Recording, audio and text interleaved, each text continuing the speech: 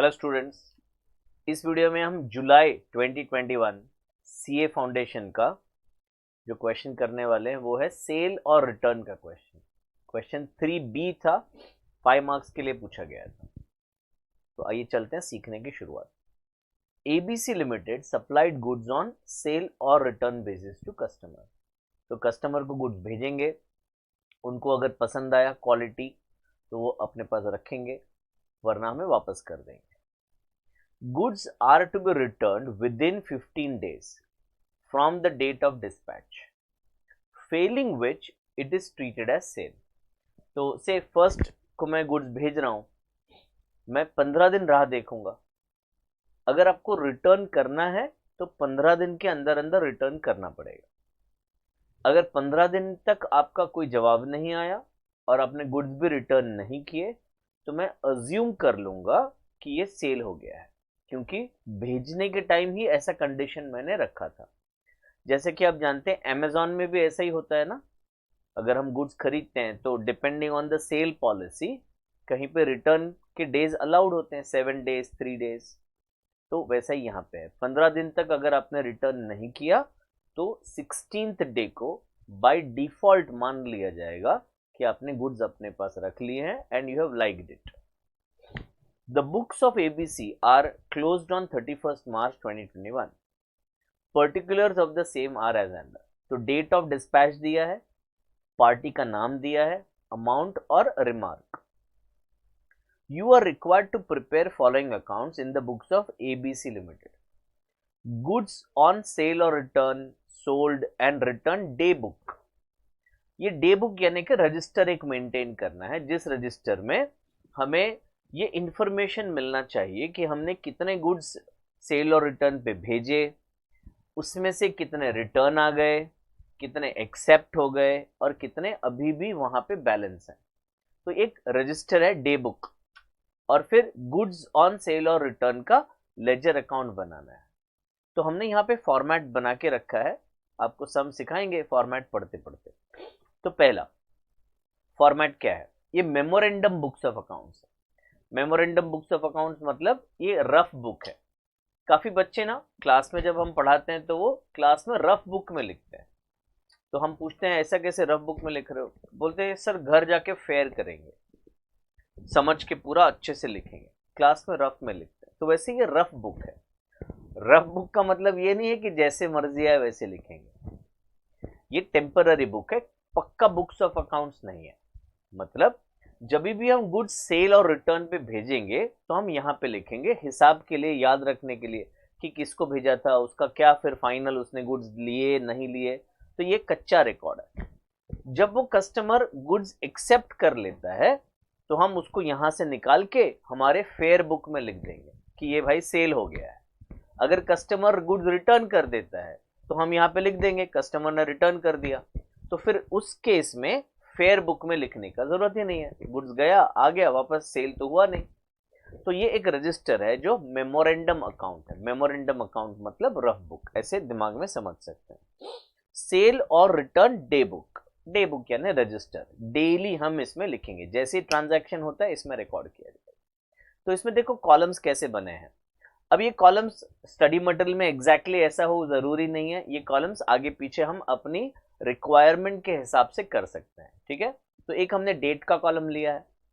फिर ये जो सेक्शन है पहला, वो गुड्स सेंट ऑन अप्रूवल, यानी यहां पे हम तब लिखेंगे जब हम गुड्स भेज रहे हैं, ठीक है।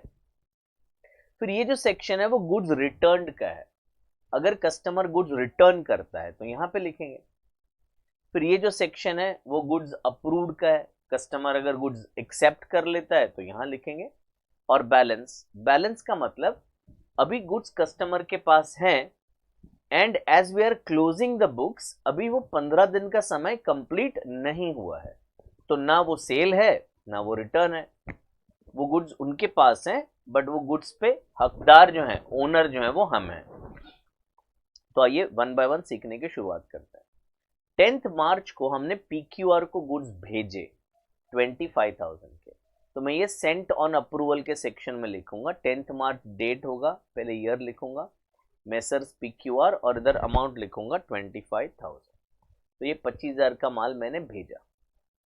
कभी भेजा? 10 मार्च को। रिमार्क का कॉलम देखते हैं, नो इंफॉर्मेशन टिल 31 मार्च। तो भाई हमारी पॉलिसी के हिसाब से 10 मार्च से 15 दिन खत्म हो जाते हैं 25 मार्च को। तो 25 मार्च तक अगर जवाब नहीं आया तो हम 25 को उसको कंसिडर कर देंगे कि ये सेल हो गया है। तो हम ये गुड्स अप्रूव्ड सोल्ड वाले सेक्शन में 25 मार्च को लिख देंगे 25,000। तो ये हमारा सेल हो गया बेटा, ठीक है। 12 मार्च को हमने गुड्स भेजा, वी सेंट गुड्स वर्थ 15,000 और ये गुड्स 16 मार्च को उन्होंने रिटर्न कर दिया था। तो ये जो रिटर्न का सेक्शन है 16 मार्च को उधर लिख दिया 15 मार्च। 16 मार्च 15,000, तो ये 15,000 के गए, नेक्स्ट डे ही वापस आ गए, तो हिसाब हो गया बराबर। फिर 15 मार्च को मेसर्स GHI को हमने गुड्स भेजे 40,000, goods worth 8,000 returned on 20th। तो 15 को भेजा था हमने, ये 12 तारीख था, 15 नहीं था। तो 15 को गुड्स भेजे थे 40,000 के, उसमें से 8,000 के गुड्स रिटर्न आ गए। अब बाकी 32,000 के लिए कुछ बोला नहीं। 15 मार्च को दिया था तो उसका 15 दिन का समय 30th मार्च को कंप्लीट हो जाता है। 29th को एक्चुअली 15 दिन कंप्लीट हो जाते हैं अगर हम 15 मार्च भी गिनते हैं। आप ऐसे गिनोगे तो समझ आएगा मैं क्या बोल रहा हूँ। 15 से 29 बोथ डेज इंक्लूसिव 15 दिन होते हैं, यानी एक्चुअली 30 मार्च तो 16वां दिन है। तो 30th मार्च को हमने मान लिया कि गुड्स एक्सेप्ट हो गए। कितने? 32,000 के। क्यों 32,000? तो बेटा 40,000 के गुड्स भेजे थे, 8,000 के तो रिटर्न कर दिए, तो उसके पास बैलेंस कितने बचे थे? 32,000 के बचे थे, जो अभी हम अज्यूम कर लेंगे कि ये सेल हो गया है। आगे 25 मार्च को हमने गुड्स भेजे 22,000 के, 20th मार्च को DEF, तो आई एम सॉरी 10,000 के गुड्स, 20th वाला मिस कर दिया। तो ये 10,000 के गुड्स हमने भेजे DEF। गुड्स रिटेन्ड ऑन 24 मार्च, यानी कस्टमर ने बोला 24 को उनका मैसेज आया कि आपके गुड्स हमें पसंद आ गए हैं और हम अपने पास रख लेते हैं। तो ये जो सेल वाला सेक्शन है उसमें हम लिख देंगे 10,000। फिर उसके बाद क्या हुआ? 25 को PQR को गुड्स भेजे 22,000 रुपीज के, और ये भी उन्होंने रिटेन कर लिए 28 मार्च को। तो 22,000 हम सेल्स में लिख देंगे। 30th मार्च को XYZ को हमने गुड्स भेजे 35,000 के, और इसका 31st तक कोई इंटीमेशन नहीं आया है।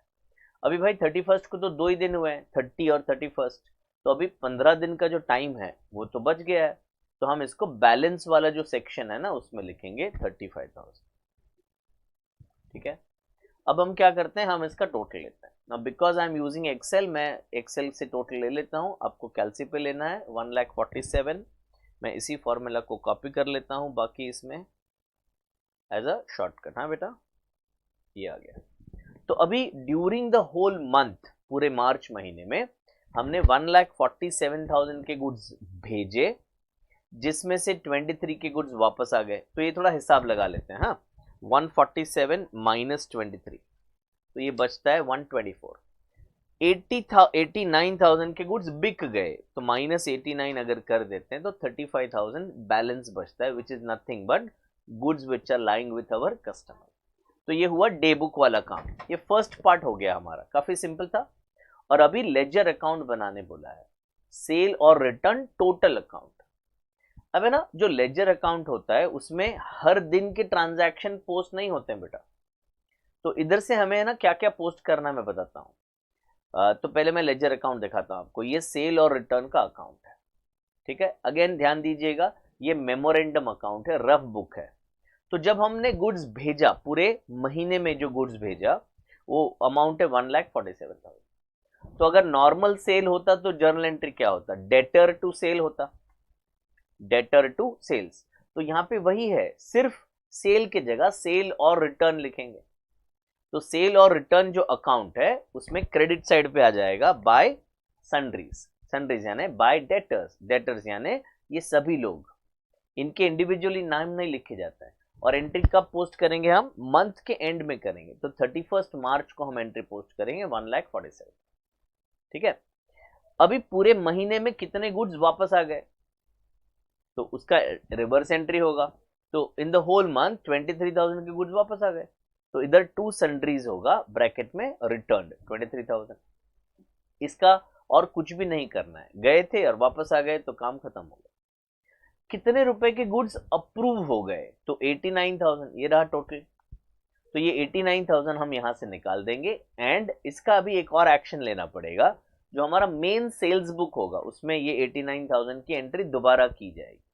ओके, और बैलेंस अगर निकालेंगे इस अकाउंट का, तो this is to balance brought down which is nothing but the total of our last column.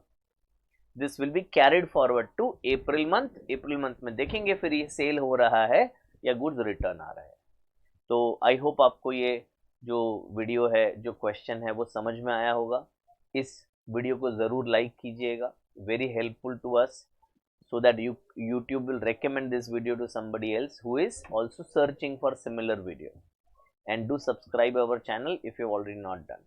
सारे साल के जो पास्ट पेपर्स हैं उसके वीडियो हमने रिकॉर्ड किए हैं, and I am sure they will be helpful to you. Wish all the best, take care, bye bye.